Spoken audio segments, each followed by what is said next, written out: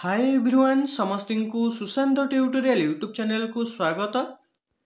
आज भिडियो रे आमे +3 6 सेमिस्टर एथिक्स एंड वैल्यूज रो यूनिट 1 रो आज आमे डिस्कशन करिबा टाइप्स ऑफ इकोलॉजिकल वैल्यूज बा परिवेश संबंधित मूल्यबोधर प्रकार भेद।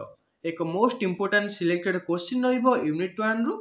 एहा पूर्व आमे व्हाट इज एनवायरमेंटल एथिक्स एवं 6 semester ethics and values syllabus video discussion कर सारिचे। ताको जदि आपने देखि नांती से वीडियो को तेबे डिस्क्रिप्शन को जिवे ethics and values 6 semester playlist से लिंक रे क्लिक करिवे। से लिंक रे क्लिक कला पर आपने प्लेलिस्ट को जाइबे एवं जहाँ भी 6 सेमिस्टर क्लास हम से प्लेलिस्ट रे आपको समस्त वीडियो मिल जिवो।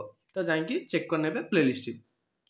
आज आम जो क्वेश्चन टी डिस्कशन करिबा 2 एवं 5 मार्क आपनकर सिलेक्टेड क्वेश्चन रहिबो। उभय ओडिया एवं इंग्रजी में डिस्कशन करिबा।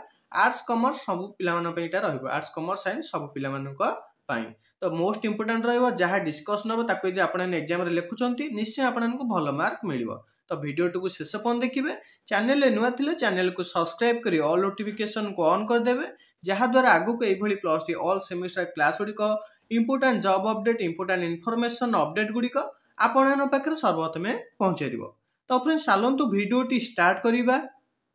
यार आंसर डिस्कशन करिया पूर्व मैं आपन कहि रखुची जे 2 मार्क रे केमिति क्वेश्चन आसी परिबो ना 2 मार्क रे आपन पचारि परिबो जे व्हाट इज इकोलॉजिकल वैल्यूज ए भली आपनकर पचारि परिबो व्हाट इज इकोलॉजिकल वैल्यूज गोटे 2 मार्क रे एवं आ मध्ये पचारि परिबो ना discuss types of ecological value कौन कौन टाइप्स लिखियो ताक मैं आपनको वीडियो रे कहनेबी। एवं 5 मार्क रे केमिति आसीबो ना देथिबो what is ecological values and discuss its types ए भली आपनकर 5 मार्क रे आसीबो। जहाँ डिस्कशन ताको यदि एग्जाम रे लिखुचंती निश्चय आपनको भलो मार्क मिलिबो।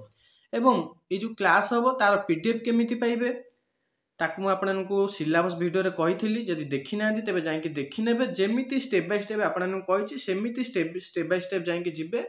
एवं मात्र 42 टका देके आपने आम एप्लिकेशन मास्टर ब्रेन आईक्यू रे जॉइन हो पारे। जॉइन हो सारा पर कौन कौन बेनिफिट पाइपर मुझे आपको कही रखुची। आपने जो क्लास हम से क्लास अनुसार पीडीएफ ओडिया इंग्राजी रे पाइपर। तापर जो आमर एथिक्स वाला 6 सेमिस्टर गाइड रही सेटा आपनकर आज ऐड करदेवी। जदि आप जॉइन हो पार्टी तो आपने से गाइड गुड़िक पाइपर। तापर जो कॉलेज गुड़िक एग्जाम हम तार क्वेश्चन पेपर आपने पाइपर। एवं आपनकर जो 6 सेमिस्टर पीडीएफ थाए इंग्लिश पीडीएफ जो एथिक्स एंड वैल्यू सेटा ऐड कर दिया जिवो। एवं आपनकर मॉक टेस्ट पाई परिबे। मॉक टेस्ट केमिति पाइबे सेटा हमें परवर्ती समय में आपनको कहिदेबी। मॉक टेस्ट बहुत इंटरेस्टिंग रहबे। आपनकर जे यूनिट क्लास करिबा तार आपनकर गोटे क्वेश्चन देथिबो तार 4टी ऑप्शन देथिबो आपने चूज करिवे केउंटी आंसर हेबो।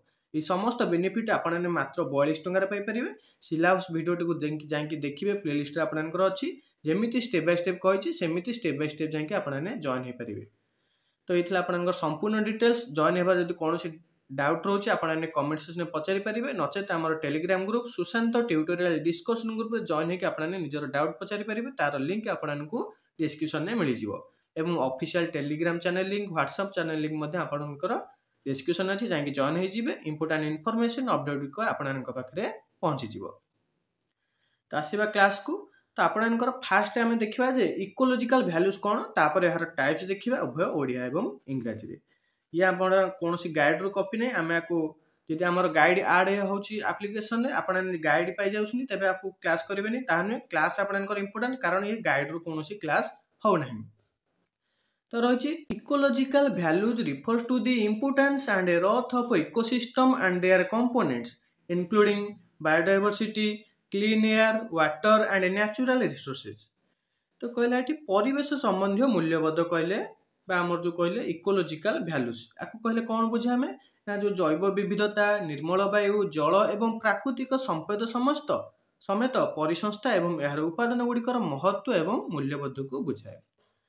ता माने कौन ना आमर जो जैव विविधता रहा जैव विविधता निर्मल वायु जल प्राकृतिक संपद सहित आमर जो परिसंस्था रही परिसंस्था एवं यार जो उपादान गुड़िक रही समस्त उपादान गुड़िकर महत्व एवं मूल्यबोध को आमर कौन बुझाए ना परिवेश संबंधी मूल्यबोध बुझाए।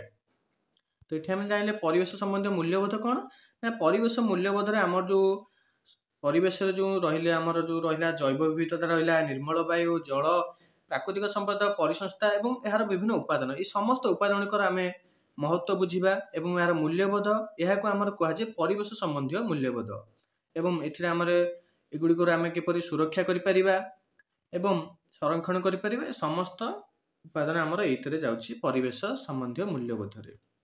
तापर कौन रही ना दिज भैल्यूज कहले कौड़िक ना आम जो ecological values these values emphasize the role of ecosystems in its sustaining life, supporting biodiversity and providing essential service for human well-being।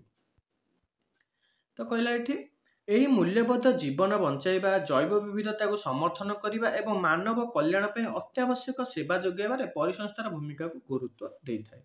तो आम जो परिवेश संबंधी मूल्यबोध रहा यह कौन करें ना जीवन बंचाइबा जीव हो बा मनुष्य हो से जीवन बंचाइबा तापर आम जो जैव विविधता रहा जैव विविधता को समर्थन करवा एवं मानव मानकर कल्याण निमंते जो अत्यावश्यक सेवा रहा जहाद्वारा मनुष्य मानकर कल्याण हो पार सेगुड़ी को जोगाइबा सहित परिसंस्थार भूमिका को गुरुत्व दे था किए ना आमर परिवेश संबंधी मूल्यबोध बा इकोलोजिकल भैल्यूज।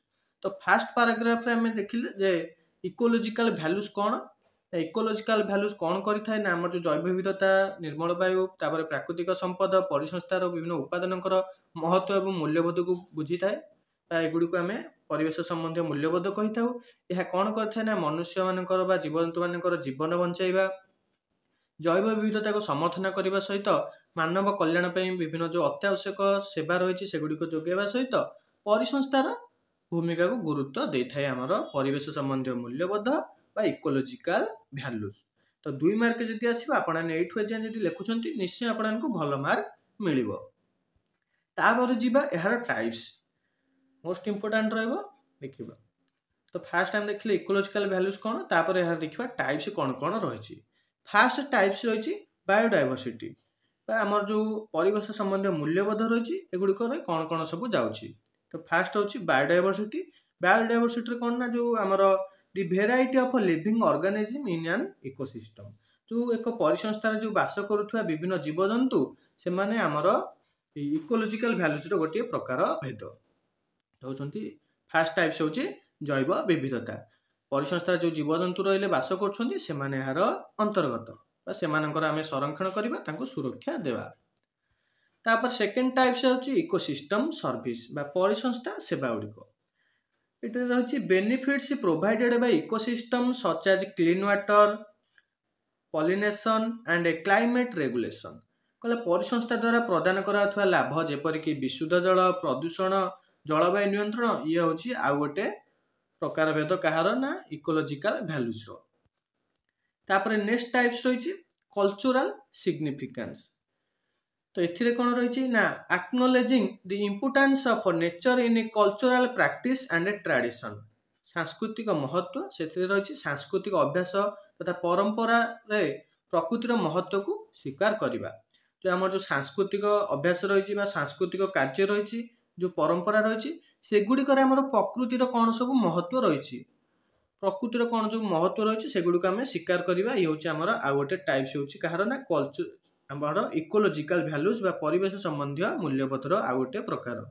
फास्ट पॉइंट आमर कौन थिला को नोट कर लिखिबे बायोडायवर्सिटी सेकेंडटा हूँ इकोसिस्टम सर्विस तापरटा हूँ आमर कल्चरल सिग्निफिकेंस।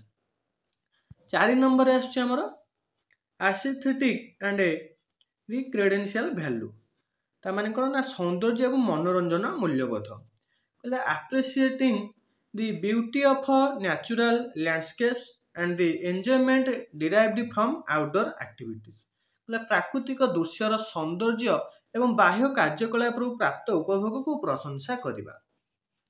तो यार फोर्थ टाइप कौन ना सौंदर्य मनोरंजन मूल्यबोध से कौन रही प्राकृतिक दृश्यर जो सौंदर्य रही विभिन्न जगह देखी जाए बहुत बढ़िया आमर प्राकृतिक दृश्य रही से जो प्राकृतिक दृश्यर सौंदर्य एवं बाह्य जो कार्यकलाप रही से आम जो उपभोग पाई तार प्रशंसा करवा ये आमर हूँ आउ गोटे टाइप्स कहार ना इकोलोजिकल भैल्यूज 4 नंबर टाइप्स। जदि आपको 2 मार्क रे पचारुछि तो आपण लिखिदेवे इकोलोजिकल भैल्यूज कौन कौन जब टाइप्स 2 मार्क रे पचारुछि इकोलोजिकल भैल्यूज कौन कौन क्या कहुए ये आपने लिखिदेवे ये लिखिदेवे इकोलोजिकल भैल्यू क्या कहुए तापर यार टाइप्स रे कौन लिखिबे ना ये पॉइंट गुड खाली लिखिदेवे बायोडायवर्सिटी इकोसिस्टम सर्विस ये आम जी पॉइंट हम से पॉइंट आपने लिखिदेवे। तापर 5 नंबर पॉइंट रही एथिकल कन्सिडरेशन आमर नैतिक विचार से रही promoting morale responsibility towards other species and the environment कहला अन्य प्रजाति एवं परिवेश प्रति नैतिक दायित्व को प्रोत्साहित करवा। जो विभिन्न प्रजाति रही परिसंस्था हो आम जीव जगत जो विभिन्न प्रजाति रही एवं आम जो परिवेश रही से परिवेश जो दायित्व आम रही नैतिक दायित्व सेगुड़ी आम प्रोत्साहित करवा। ये हूँ आमर आउ गोटे टाइप कहार ना एथिकल भैल्यूज सॉरी आपनकर इकोलॉजिकल भैल्यूज। 6 नंबर टाइप्स रही साइंटिफिक इंपोर्टेंस आमर वैज्ञानिक गुरुत्व से कौन रही ना serving as a source of knowledge for scientific research and understanding earth process कहला वैज्ञानिक अनुसंधान एवं पृथ्वीर प्रक्रिया बुझापी ज्ञानर उत्स भाव में सेवा करवा। तो आमर वैज्ञानिक विभिन्न अनुसंधान रही एवं पृथ्वीर जो विभिन्न प्रक्रिया रही बुझापी विभिन्न ज्ञानर उत्स भाव में सेवा करवा क्या ना इकोलॉजिकल वैल्यूज ताको आमे गुरुत्व देवा। कौन पाई ना वैज्ञानिक गुरुत्व पाई वैज्ञानिक विभिन्न अनुसंधान हो पारिबो तापर पृथ्वीर विभिन्न प्रक्रिया जो रही बुझापी यार गुरुत्व रही। ये 6 नंबर टाइप्स। 7 नंबर टाइप्स रही क्लाइमेट चेंज मिटिगेशन बा जलवायु परिवर्तन ह्रास recognizing ecosystem roles in absorbing and storing carbon mitigating climate change impacts कहला अंगारकाम्ल अवशोषण एवं संरक्षण में परिसंस्थार भूमिका को चिन्हिबा। तो आमर जो अंगारकाम्ल अवशोषण होची एवं अम्ल जो अंगारकाम्ल संरक्षण होची तार परिसंस्थार भूमिका कौन रही से भूमिका टाक आम चिन्हिबा एवं जो जलवायु परिवर्तन होची ताको ह्रास करवा। तो जलवायु आमर जानिपारथिबे विभिन्न उपाय आमर परिवर्तन होची जहाँद्वारा समाजर विभिन्न क्षयक्षति होची। से जो जलवायु परिवर्तन होची तार कारण को चिन्हट करवा एवं से कारण किपरि ह्रास पाई परिबो जहाँद्वारा आमर जलवायु परिवर्तन मध्य ह्रास पाई परिबो सेटा को आमे गुरुत्व देवा। तो 7 नंबर टाइप्स रही क्लाइमेट चेंज मिटिगेशन बा जलवायु जो परिवर्तन होची ताको ह्रास करवा से आमर रही जो अंगारकाम्ल अवशोषण होची तापर ताको संरक्षण जो परिसंस्थार किपरि भूमिका रही सेटा को चिन्हिबा एवं आमर जलवायु परिवर्तन प्रभाव को ह्रास करवा किपरि एटा आमर ह्रास होई परिबो। ये हूँ आमर 7 नंबर टाइप्स इकोलॉजिकल वैल्यूज। तापर शेष टाइप्स रही 8 नंबर जे सस्टेनेबिलिटी बा आमर स्थिरता एथिरे रही supporting practices that ensure the long term health and balance of ecosystem कहला जहाँ दीर्घस्थायी स्वास्थ्य एवं परिसंस्थार संतुलन सुनिश्चित करे से कार्य गुड़ी को समर्थन करवा। तो जो कार्य गुड़िक द्वारा आमर स्वास्थ्य दीर्घस्थायी हो पार सुस्थ जीवन यापन हो पार से कार्य गुड़ी को समर्थन करवा एवं परिवेश परिसंस्था किपर संतुलन हो पार से कार्य गुड़ी को आम समर्थन करवा। ये हूँ आमर इकोलॉजिकल वैल्यूज आउ गोटे टाइप्स। तो यही पॉइंट गुड़िक आपने 2 मार्क लिखिए सस्टेनेबिलिटी तापर क्लाइमेट चेंज मिटिगेशन एगुड़िक आपने 2 मार्क लिखिए आ जहाँ डिस्कसन कले आपको आपने 5 मार्क लिखिए। फास्ट लिखिए इकोलॉजिकल वैल्यूज कौन क्या कहुए सेटा लिखिए तापर यार टाइप्स लिखिए। तो ये आमर आउ गोटे क्वेश्चन यहाँ हूँ आमर यूनिट 1 तो फास्ट आम 5 मार्क डिस्कसन कर 5 मार्क 2 मार्क तापर आम 1 मार्क डिस्कसन करवा। तो जहाँ डिस्कसन जाक आप भल भाव में पढ़े यही आपणकर नॉलेज वाइज आपणकर 1 मार्क पचारि दौर। तो यही पीडीएफ आपणकर आड हो आप्लिकेसन में जहाँकि आपने जॉइन होइजिबे केमी जॉइन हेबे आपको मु वीडियो कहीदेछि सिलेबस वीडियो शेष को आपको से केमी जॉइन हेबे सेटा कहीदेछि जेमिति कहिछि सेमिति स्टेप बाय स्टेप जाके जॉइन होइजिबे कौन कौन बेनिफिट मिलियो आपको कहीदेछि। परवर्ती समय यूनिट 1 आमर सरिले आमे मॉक टेस्ट दवा केमिति देबे सेटा मध्ये आपको कहीदेबी। तो जदि वीडियोटी आपन किसी हेल्पफुल रही तेरे वीडियो गोटे लाइक करदे निजर जेतोटी सांग माने रहिले तांको पाखु वीडियोटी निश्चय शेयर करदे जहाँद्वारा से इंपोर्टेंट क्लास गुड़ करेंगे। चैनल को जब एपर्यंत सब्सक्राइब करना तेरे चैनल को सब्सक्राइब कर ऑल नोटिफिकेशन को ऑन करदे जहाँद्वारा आगक ये +3 ऑल सेमिस्टर क्लास गुड़िक इंपोर्टेंट इनफॉरमेशन अपडेट गुड़िक इंपोर्टेंट जॉब अपडेट गुड़िक आपण पाखे सर्वप्रथमे पहुँच पार एवं आमर Telegram official channel link Telegram discussion group एवं व्हाट्सएप चैनल लिंक आपको डिस्क्रिप्शन में मिल जाए जहाँकि जॉइन होइजिबे इंपोर्टेंट इनफॉरमेशन अपडेट गुड़िक आपने से पाइपर। तो फ्रेंड्स वीडियो रखा धन्यवाद।